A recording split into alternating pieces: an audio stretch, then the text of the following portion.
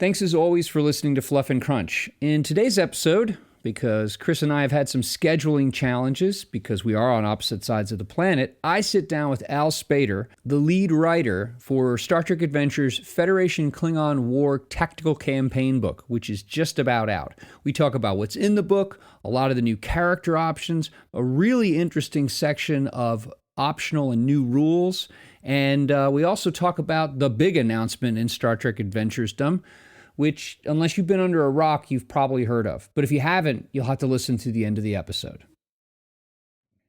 Well, good morning, Al. I really appreciate you taking the time out of your day, your busy day. I know is increasingly busy, and now we learn is probably going to get busier, to come on and talk about this Klingon War book of yours. I really appreciate you giving some of your time. Well, thanks for asking me to come on. I'm really excited to listen to your podcast every week. So Thank you. I'm excited to be a part of it. Cool. Well, I want to start off before we dig into all things Star Trek Adventures and especially this book, which I've been interested. I'm such a slobbering fanboy for Star Trek things that I'm interested in all the books that come out. But I'm really interested in this one because of, well, for a number of reasons. But before we jump into that, I want to talk just a little bit about like your gaming background. Like when got you into gaming? Like what was the thing? What was that first thing you look back now and you're like, that was the first game, the first real game that I played that I like, what got you into this this hobby? I think So deeply. it was the AD&D Gold Box, which was something that I saw in Walden books, Oh, that dates um, me. probably when I was in fourth grade. And I was like, oh, look at that dragon. I want this. And I saved up my allowance. I bought it, had no idea what it meant, Nope. or anything like that. So I started like making characters for Dungeons and Dragons, whatnot. Never actually played until I got to high school. We started playing West End games, Star Wars. Oh, right on. Yeah. And in fact, my buddy who we used to play with just found the books that we used in high school in his attic and gave them to me. It was That's so really, cool. really cool. That is so cool. So wait, were you one of these people who you made lots of characters and you imagined lots of, yeah, me too. Yeah, absolutely. Yeah.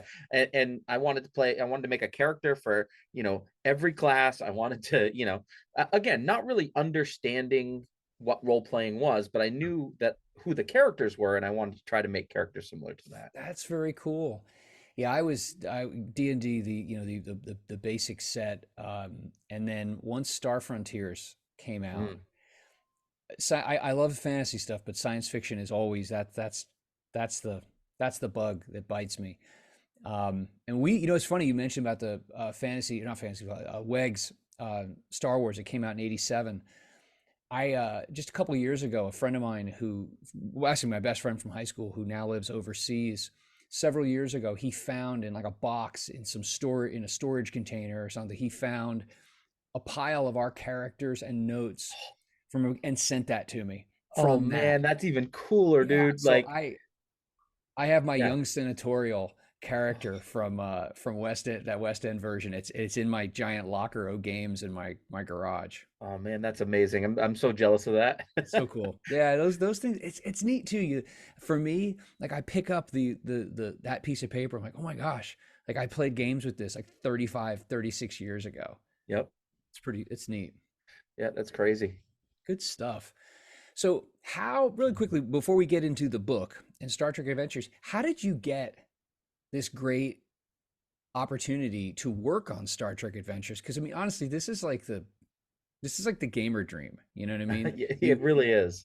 How'd you get there? How have you been able to do this? So when fifth edition dropped, they opened a community created content program Yeah. where you could write basically adventures to premiere at conventions that were special for those conventions. So I Okay. got involved with that with a group called the Roll Initiative.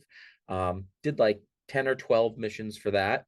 And that kind of went on the back burner. I got a little bit burnt out on fifth edition Mhm. because I basically ran it every Saturday for 6 years. Yeah, that'll do it.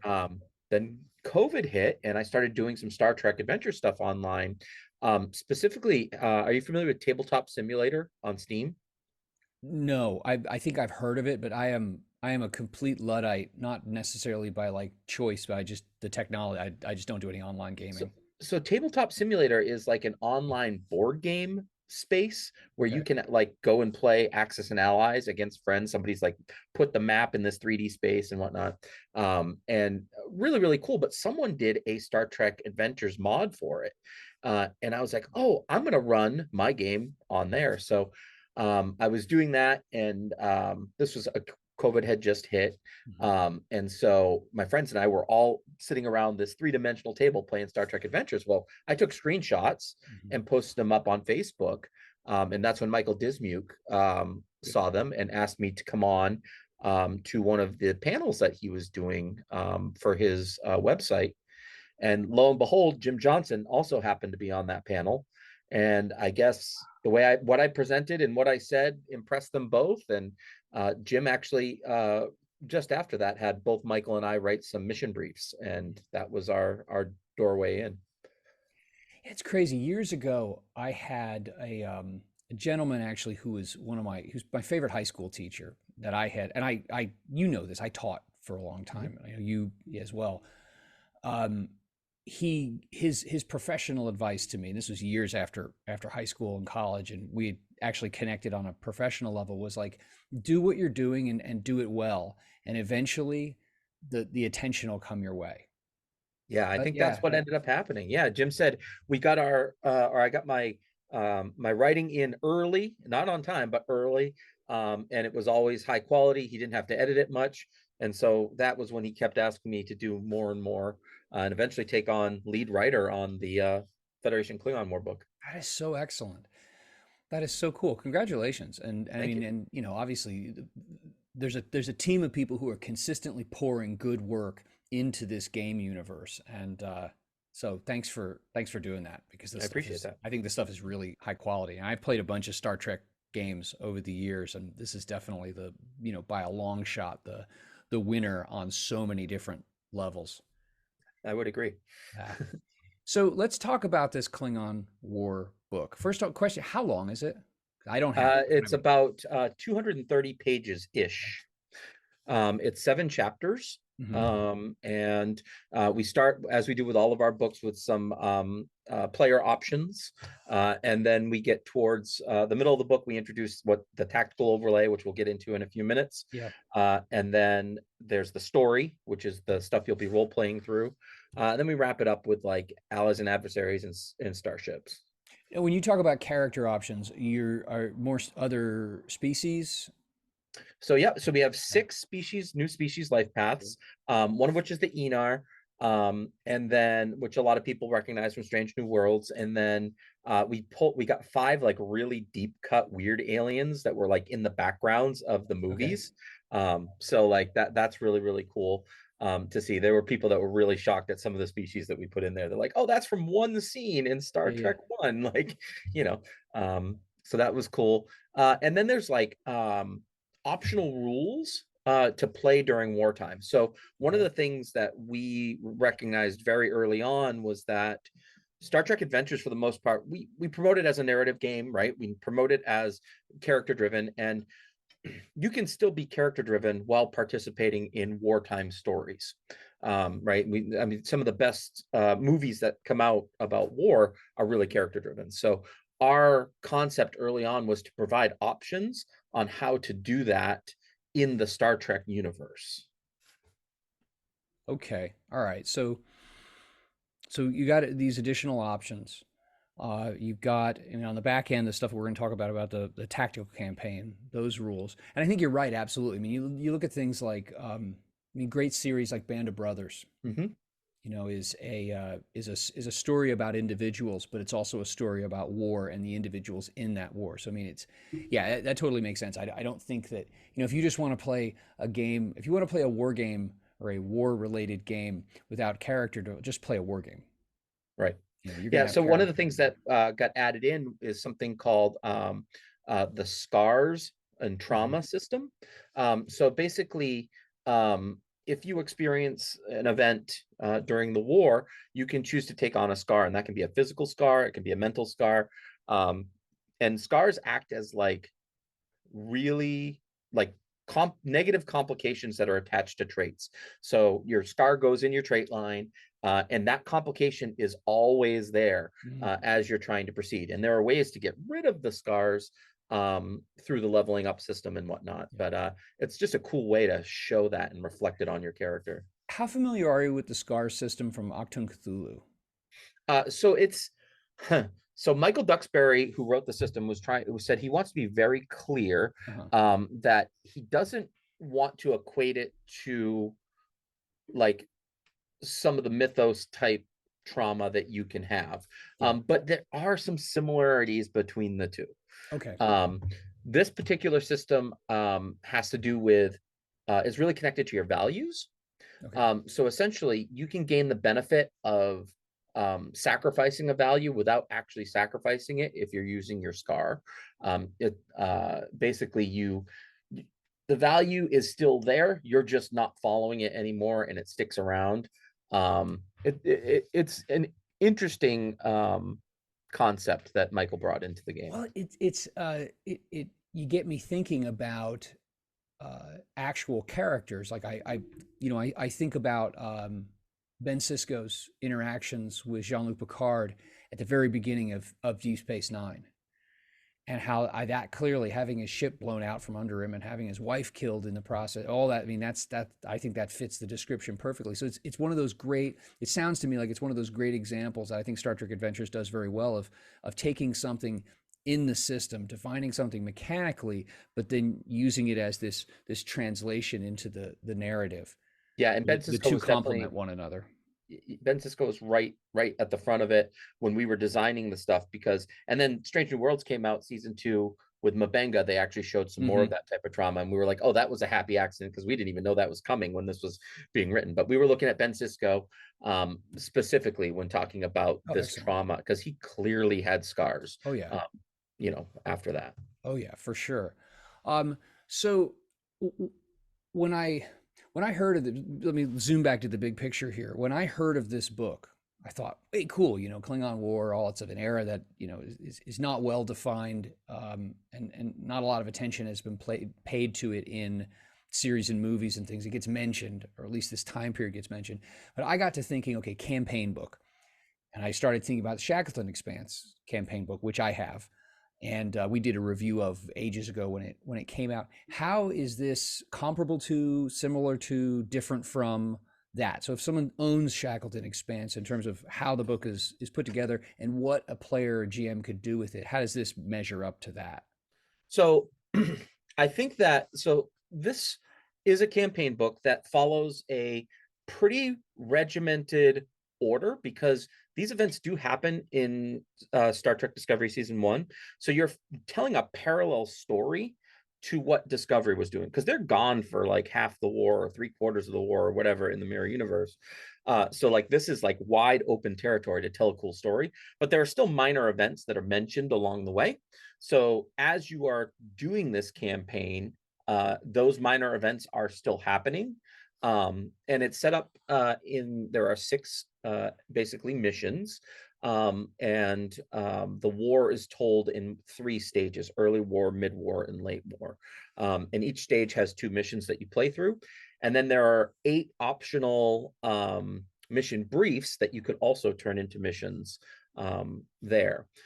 So it's a lot more linear, I think, than the Shackleton Expanse story. But the big thing is this what we've called like the tactical overlay. So if you're familiar with Band of Blades at all, have you heard of that game? So I've Band heard of like Blades Blades in the role-play. Dark. Is it? Yeah, it's a Blades in the Dark game. Okay. Yeah. So it's basically you're a group of warriors that are fighting this never-ending war, and you go out and do individual missions and you role play through them. And then you come to this strategy stage. And the strategy stage is you're starting to look at the bigger picture, like you're looking at the entire map, not just where your characters are. And so we've introduced something similar in the tactical campaign where once you finish a mission, you then zoom out to this like galactic scale assigning assets type role-playing thing. So essentially you start playing Admirals and you you generate assets in different ships and different characters, and you say, all right, well, something's happening over at this system, and it looks like this asset can handle that best. So you send it over there. And that plays out in turns as well. And then I'm assuming then you would, so you do that as a phase sorts, Mhm. and then you would move into the next mission brief or mission within that 6 mission sequence that you just talked of. So it's this kind of like I don't know if it's an iterative process, but I mean it's like an alternating process. Yes. Big Yeah, picture, it's a little zoom in, zoom picture. out type thing. Wow. You have the option of, so when you are playing through the strategy phase, you've got all these points of interest that start popping up, which are little problems that you got to deal with. Mhm. You have an option if you want to role play through one of those points of interest if you would like, Okay. using one of the mission briefs that are provided in the Oh, book. slick. Yeah. So That's like oh. for me, like when I'm playing board games and I see like something that gets out of control, and I'm like, there's no way I can deal with that. If Mhm. you see that at your table, you're like, that's the mission we're gonna role play. Mhm. And then we'll use our assets for everything else. That's interesting. You know, did you ever play Pathfinder, Yeah, like first edition? yeah. Yeah, I yeah, played first edition more than second. yeah, yeah. Me too. I've played second edition all of one session, and that was quite enough. Uh, did you ever play the? I know I've mentioned this a bunch of times on the show, but did you ever play through the Kingmaker AP? So I've never played through it, no, but I've heard about it and I've Okay. heard people talk about it. And I was actually going to ask you the question Oh, if it seems some like similar to that. it does actually, because the 6 book series in that the kingdom management rules pick up in book 2. Okay. And for the remaining 5 books of the series, unless the players are extraordinarily unlucky or extraordinarily dumb, the kingdom is going to grow. But the idea then is that as a group, you in a given month you spend like half or so, maybe a little more than half the time. The idea is narratively that is the player characters are doing kingdom stuff. They're like the king and the leader of like magic study, these different roles in the kingdom and or realm, whatever you want to call it. And then the assumption is that you handle all those kinds of things, and there are tables on which you roll for like kingdom events, like, oh, was it a good harvest this year, or did something strange happen, was there a crime spike, whatever. um, and then the assumption is that some of the characters' time will be taken up, like, oh, we got to saddle up again because here's a problem that's facing us, and only the kings, only the player characters can handle those things, and those are the things that are the like 1-to-1 scale that's written in each of the books, and obviously those grow in like importance, and there's interplay between what the player characters do, like when their kingdom gets attacked for the first time by some probing forces from a neighboring realm, and the PCs have to go out and saddle up and deal with it. Well, that obviously has interplay with the bigger picture, the more narrative kingdom rules. So it sounds very similar, actually, this back and forth. And as the campaign continues, you move back and forth between I'm viewpoint through my character, and I'm viewpoint with the rest of the players looking at the big picture. Yeah, that it does sound very, very similar, even with the tables and such, right down to that. So like the assets that you generate are random, the events are random, the points of interest that pop up are random. And so like it could be like a military type mission that pops up, it could be an exploration Mhm. mission that pops up, it could be a routine mission, right? Because the Federation still needs to Yeah. function. Yeah, I got Federation stuff to do. Yeah, and then there's also called unknown points of interest, which I really interesting. So like you get a random signal, you don't know what's there. You have to assign assets to it, but you don't know what it is until you've assigned your assets already. So that one's Interesting. kind of a good one.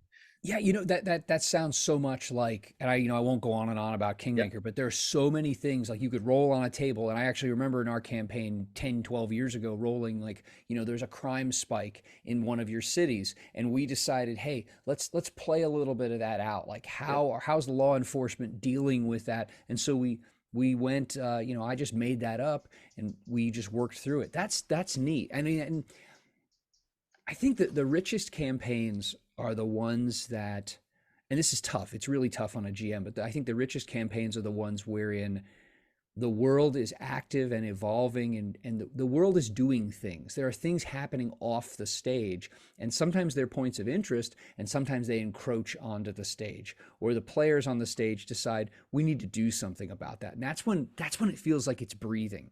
I love that. Yeah. Yeah, absolutely. And like, if you don't deal with points of interest, sometimes your assets aren't usable next turn Mm, because they have to go deal with them, things like that. What's really, really cool is that the missions that you role play through mhm. in the role play section have success and failure criteria that add bonuses to the overlay, the Oh strategic wow, overlay. okay. So if you succeeded in doing such and such during the role play session, you get one more asset for the strategic session. I And see. then Michael Duxbury, who also wrote the last mission of the story, which takes place after all of the turns in the overlay have happened. He actually says, "All right, well, if you have assets left over, they're going to show up here. If you have momentum left over, it's going to show up here." And like all of this stuff comes together in the final role play experience, which is so cool. So this is interesting because I think there's terrific opportunity in something that's very open-ended and sandboxy, and I think that Shackleton Expanse is that. Like you can rearrange things and pick and choose. And I remember like a year or so ago when I was thinking about, oh, I'd like to run this with my group. We ended up shelving it and doing something different, but I remember looking through all the missions and looking at all the mission briefs and thinking about, okay, which ones do I want to do and in what sequence, and and so you have this wide open set of possibilities. There's a lot of opportunity in that. On the other hand, there's also a lot of opportunity in something that is more structured, and not to say in a negative way at all linear. It's Right. you can loosen it, but if you just don't have the time or the inclination to build from all these separate pieces and parts. So when you talk about how this is more structured, it's more linear, it is more sequential, um, but it also sounds like it's really flexible. I mean, you could pick and choose what you want to add to it and when you want to zoom in and out. Yeah, it is super flexible. In fact, you can just play through the story if you don't care for the strategy phase or the Oh, tactical overlay. You don't need to play that, right? okay. Vice versa, you don't need to do the role playing. If you just want to play like a Star Trek asset assigning activity, you could do that. Like just role play that section. The other thing that we did Mhm. is we made sure that like the random tables that are included in that strategy phase are universal and they're not necessarily just about the Federation Klingon War. Okay. I was going to ask you So, about that with the actually. exception of characters and ships, we did fill with people that were around during that time frame and ships that were around during that time frame. So, if you wanted to like literally take this overlay, move it to the Shackleton Expanse, and Mhm. run the Tillikal Saga with it would be super easy to do. You would just have to make up the character assets, Okay. and we provide the rules on how to do that, which is awesome. Yeah, I was going to ask you about that because I mean, like how would you adapt this? How could you, in other words, based on what's in the book, and how would you yourself adapt this to another era? I mean, I was thinking, hey, you've got the Klingon War. I mean, this precedes the original series in terms of like the canon, quote unquote, timeline. But I mean, could you do this? Do you see this being adaptable to say the Dominion War, or adaptable to even earlier, like late Enterprise, the Romulan War? How flexible do you think it is, and how would you go about doing that? I think it is pretty flexible, Jeremy. Like I was talking with someone about trying to do the Zindi War using the format. So the Klingon War is set up in three stages: early war, mid war, and late war, and each stage has 3 turns. Well, the Zindi War was a smaller type thing, so you might only do um, you know just one stage with maybe 4 turns in it. You know what I mean?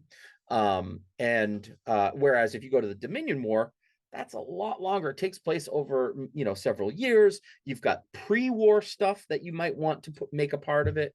um, and you can absolutely do that. The only thing that you would need to do or is look at the character assets, which is a D20 table, and come up with 20 characters who were around during the Dominion War. fill those out, come up with 20 ships that were around the Dominion War, fill those out, and then you can literally use the entire tactical campaign as it is. Or what I would probably do is I would probably, instead of early war, mid war, late war, I would probably add a pre-war and a post-war stage as well. And maybe keep 3 turns per stage as you travel through the war. Yeah, I think that would make sense for the Dominion War, especially because of all the infiltration and the penetration perpetrated by the Dominion that set the stage for the war. You'd want to take that into account. Wow, that's fascinating. Yeah, and so and then so on top of all of that, we include, gosh, probably 40 pages of optional rule sets that'll make your game feel more tactical, more like a tactical game. For example, like we put rules in there for rolling initiative. Oh, wow. For those people coming from other games that prefer to have a rolled initiative. Really, really cool with starships, right? Because the smaller ships act first, the bigger ships act last, like things like that. Those optional rules are in there. One thing that I'm really proud of is that we got in the rules for power management, because power is just a number on your character on your ship character sheet right now that really doesn't do much. But I put in a system where you assign those power points to each of your systems. Did you play FOSSA Star Trek many years ago? I didn't. However, Okay. I did do a lot of research into FOSSA and Starfleet battles. Yeah. And I was hoping that through introducing these rules, maybe it might bring in some people that played the old FOSSA tactical simulator or the Starfleet battles, Because I remember, and I still have most of my FOSSA stuff, the core stuff. I have the big deluxe boxed set, and I remember the one-page forms that had these little counters. You've probably seen PDFs of these, and you're tracking how many shield points and this and that. And it felt, because it was tactile, it felt like you could suspend disbelief and like feel like you're moving stuff around on your control panels and whatnot. Interesting. Yeah. Okay. I was thinking, like, if I was an engineer and I had the ship character sheet in front of me, I could just take a D6 and put like, oh, there's 2 power at this station, 1 power at this station, 2 power at this station, 3 here. And what happens is whenever you use a station to assist on a roll, Okay. it takes 1 power from that station. That makes sense. Yep. That's simple. And so it gives the engineer a lot more things to pay attention to and to do, because I've heard a lot of people saying that their engineer doesn't do much when it gets to space combat. So I was all right. It's tough. I think sometimes I think for really experienced and motivated Star Trek fans, there's always a thing to find. There's always something you can figure out to do. But Starship combat does present a challenge with people who are less familiar with Star Trek. So they're like, what am I doing? We're in combat. I'm supposed to be pulling a trigger or something like that. If you're playing original series era, like, what does the communication officer do? Right. So right. We also did, if you want to do mass combat, like 5 ships versus 5 ships or something like that, we wrote in rules. We adapted them from Homeworld, where each player can control 1 starship. Instead of focusing on what they're doing on the bridge, they're each controlling their own starship during combat. So lots of really cool options in there like that. Well, I remember, was it the Command Division book that had some like vague ideas about running an Admiralty campaign? Yeah. And they talked about wings and things like that. Yeah. It sounds like you've taken that and fleshed it out with a lot more detail that you can act. Because I remember looking at that and thinking, okay, this is it was good, but I didn't feel like it was anything that like someone sitting at their table wouldn't have just kind of come up with anyway. Yeah, I think sounds like there's so much more. Yeah, and if you read through the optional rules, it makes a lot of sense, especially if you're familiar with other game systems, because I really tried to look at a few when we were designing this. So that's smart, I'm because happy creates with how on-ramps for other people. Right, because people coming in from D&D are like, wait, I don't roll initiative? How does that work? Yeah. Why am I not counting squares? Yep, exactly that. Yeah. So let me see. Let me think here.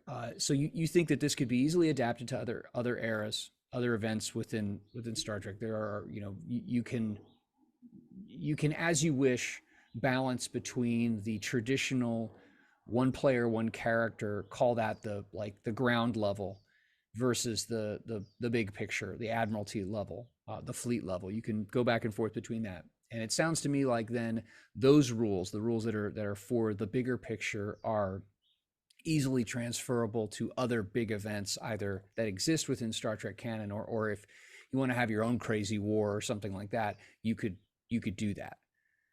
I would argue that they could also just be adapted to any 2D20 game. Sure. Like if you wanted to do the Butlerian Jihad for Dune, Mm. like, things like that, it would pretty easily adapt to that as well. Interesting. Now, okay, this is if you don't have an answer for this or you don't feel like answering it, I'll just edit this out. No one will ever know it was asked. Do you think that these rules could be adapted for not starship combat, but like ground combat? Yeah, absolutely. I think they can. Yep. Oh boy. Okay. Okay. Yep. See, I've been beating my head on a wall periodically over mass combat rules for my 2D20 fantasy game, Eris, and I have not been satisfied. I'm happy with the skirmish rules, like Yep. 30, 40, but you get into like large army size, and I have not been satisfied with that. So okay, that checks another box as to why I probably need to buy this book. Yeah, and what it becomes is your character is now a general of this this unit Right. on this flank. You know what I mean? Like Yeah, that, and kind of controls those the way they are. You know what I mean? that's interesting.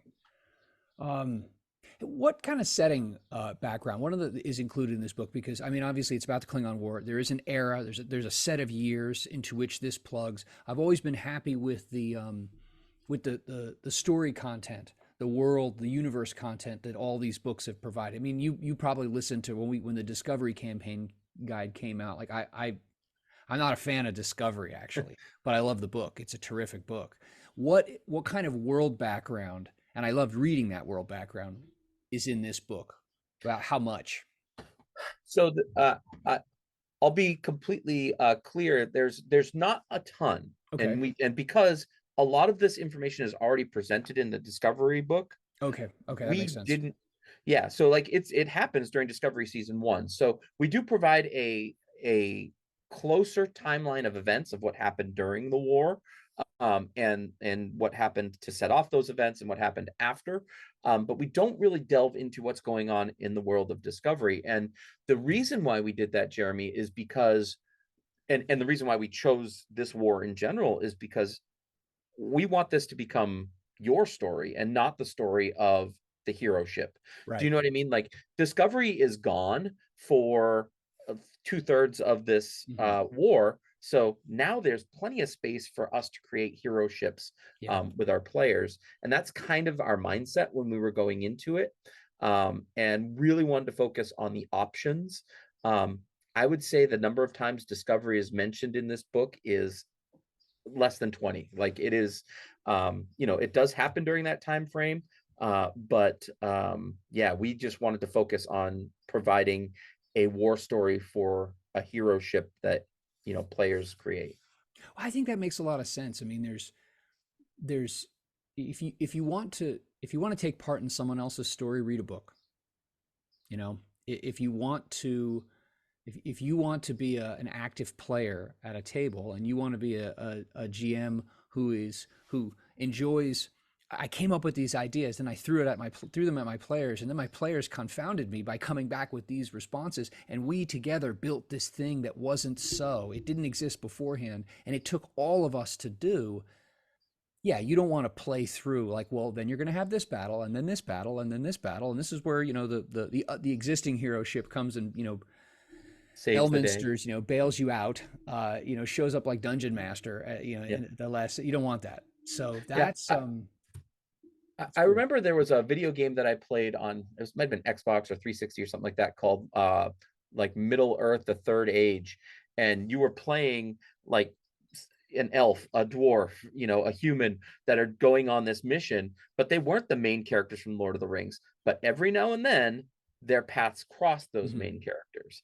And so like it was like they would go away from the Lord of the Rings story and then they would come back and then they would connect. So like I think that I remember fighting in the caves of Barad-dûr and seeing the main cast like run over the bridge That's up cool. above.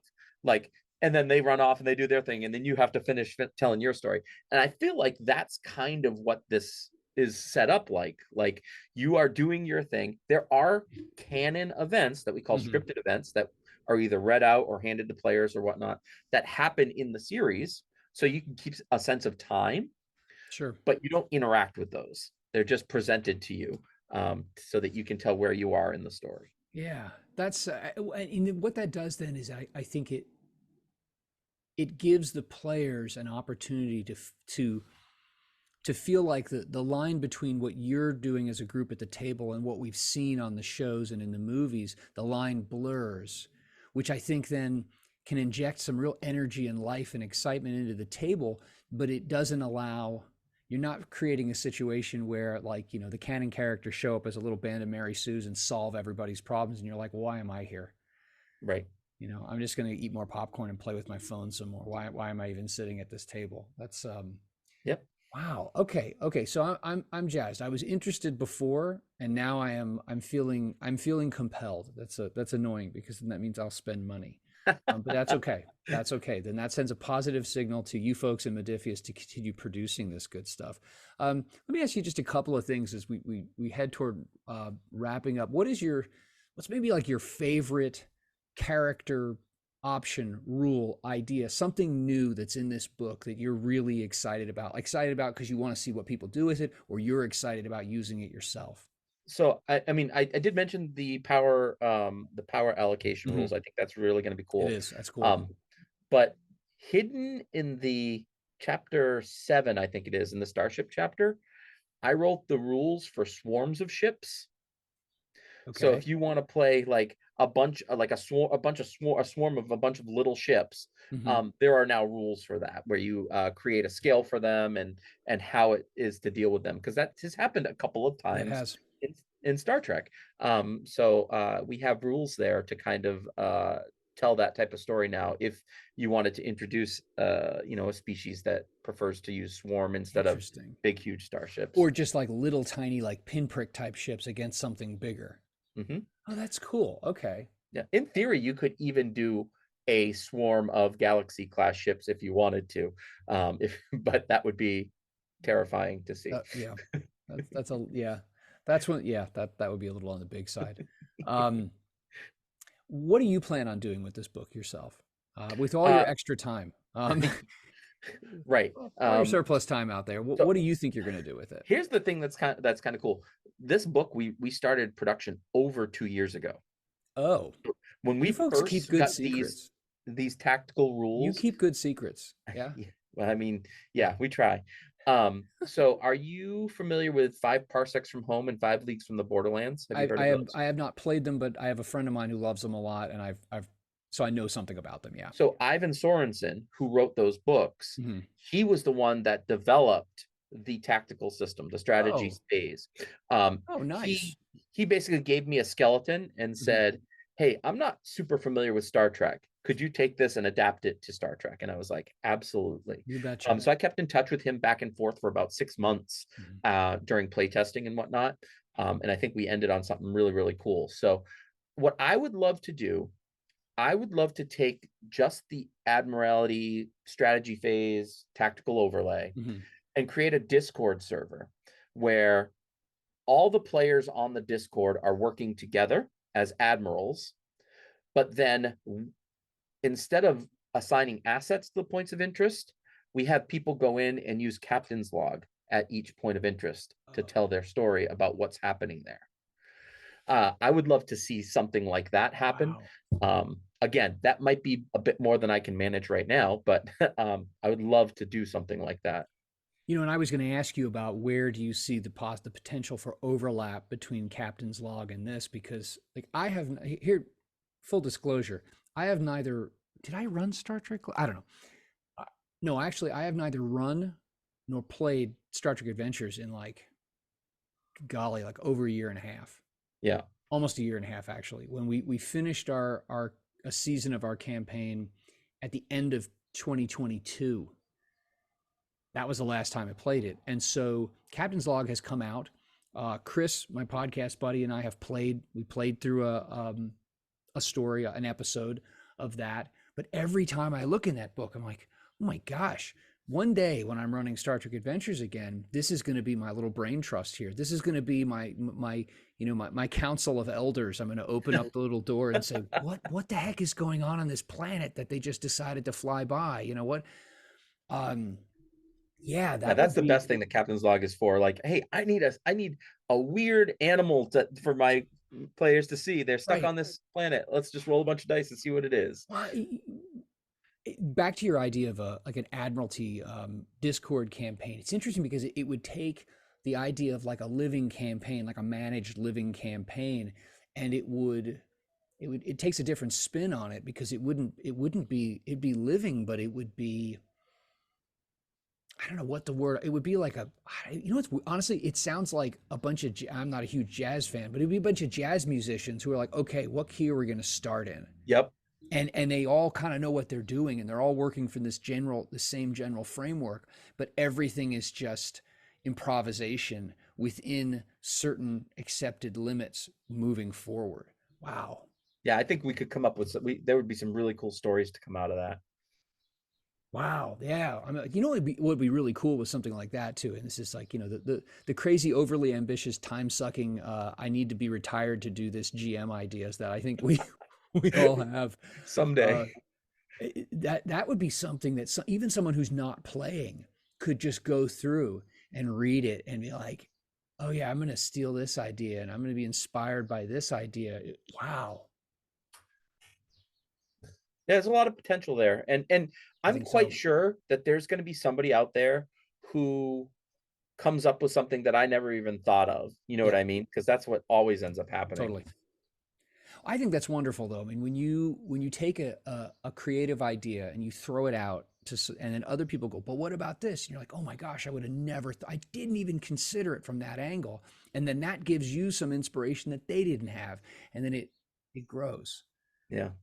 Yeah, this is a couple of cool things that I was happy about. Is this is the first book um, that right up front has a content warning Okay. for the Star Trek line, because I felt like if anything was going to need that, it was this book. And then we also have a player sensitivity checklist Hmm. to go over during session 0. Hey, what type of stories are you okay with during war? What are you not okay with during war?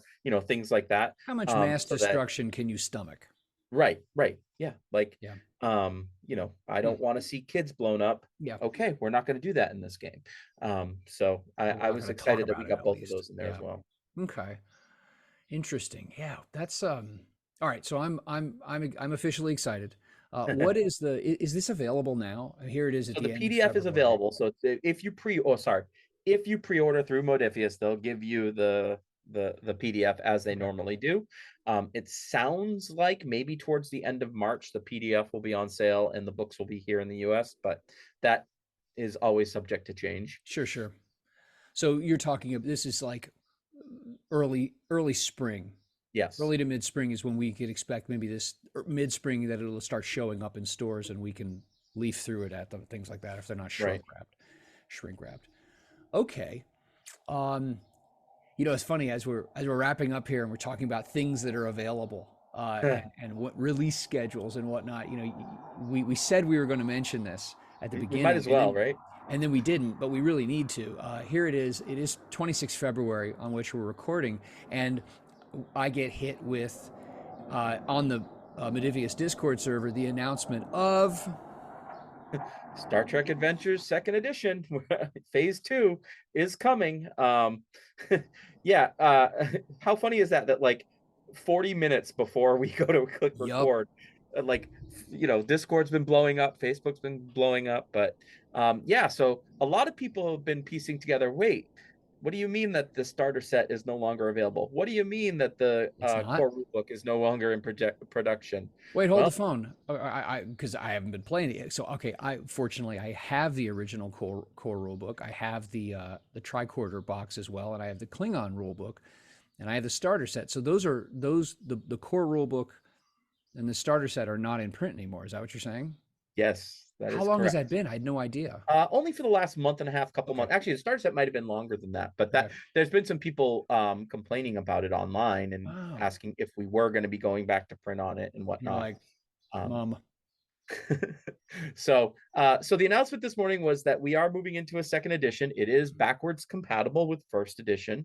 It sounds like they announced that the core rule book will be available at Gen Con, with a starter set to follow a little bit thereafter.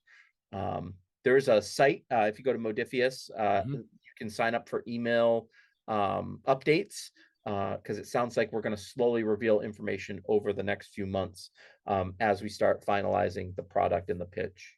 Excellent. And I'll put a link to that page in the notes for this on both the pod and YouTube. And I just, as you were saying that, I scanned quickly over the email that I just got 37 minutes ago from Modiphius announcing this. Says it's backwards compatible and offers, quote, an updated and streamlined version of the 2D20 system rules designed for an authentic Star Trek experience. I won't ask you what that means because either Yeah, you don't know or you're not supposed to tell people what you don't. I'm not even going to pry. well, you can think, I mean, we use the word streamlined a lot Sure. in the past, so you can think about that. And yeah, the rules were still, I got to play test them for the better part of a Oh, year. I guess the play testing was 3 months. But yeah, pretty excited to see what they look like when they're all finally done. The other thing is, with that, we've got the license for Strange New Worlds and hmm, Prodigy now. So that's excellent. That's, so and that's it says that exciting in too. the email that you can play in any era, and it explicitly it name drops uh, those two as Right. being you can play in those worlds. And the cover is beautiful. You got the shot of the Enterprise from Strange New Worlds, and was it not in the email? Wait. I'll send Oh you I'll no, send you you do. Yeah. Okay, so there is a picture of like this crew in all different eras uniforms on some strange new world, with the Enterprise in the background. That's what I'm looking at right here in the email itself. Yeah, and I think the press release also mentioned that there'll be multiple species to play with from start, which is pretty cool. Because in the original core rule book, there were some species that you couldn't play as. It was very much, this is a Starfleet point Yeah. of view. So now we're gonna open that up as well, which is So cool. now, is this then? Do you know if this supplants the Klingon rule book? So what I believe will happen is Okay. that all rule books will be usable depending on what edition you want to play. Okay. It's a very simple adaptation from 1E to 2E. And we even in the 2E core rule book have very specific, like, do this, this, and this, Okay. and now you're okay to play second edition Okay. with your first edition stuff. So it's Um, more like a couple. It's more. It sounds to me like you're saying it's tweaks, not like like modifications, like going from say AD&D to third edition or Right. fourth It's not edition it's to not a fifth full scale edition. Okay. overhaul of the rules. Basically, it's been going on for 7 years. In 7 years, Modiphius has had a ton of books They've learned a lot. drop, and we've learned a lot of different things that were successful along the way.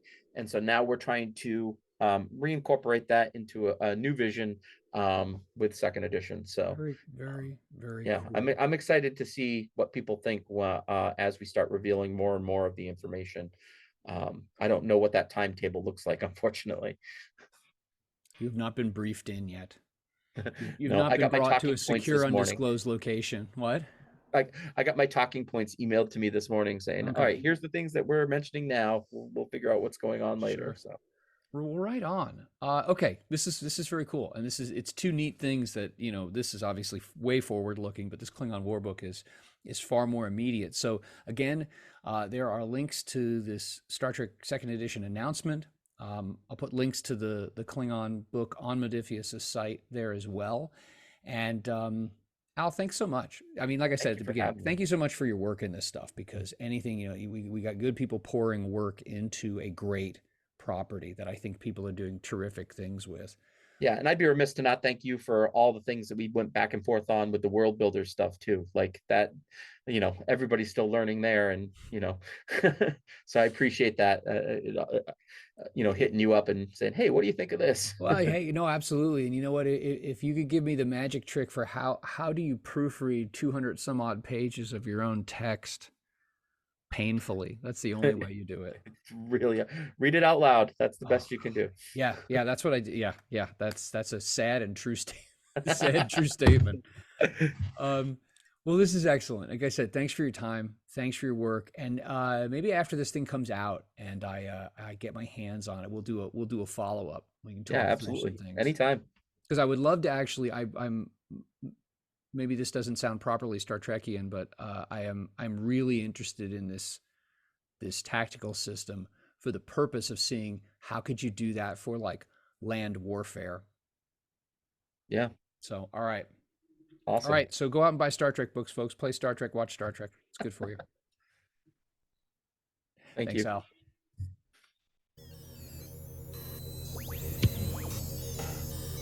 Thank you, as always, for listening to Fluff and Crunch. You can join our Discord. You can subscribe to the podcast. You can subscribe to the YouTube channel, all through the links in the show notes. Thanks again. Have a great day. We look forward to talking with you.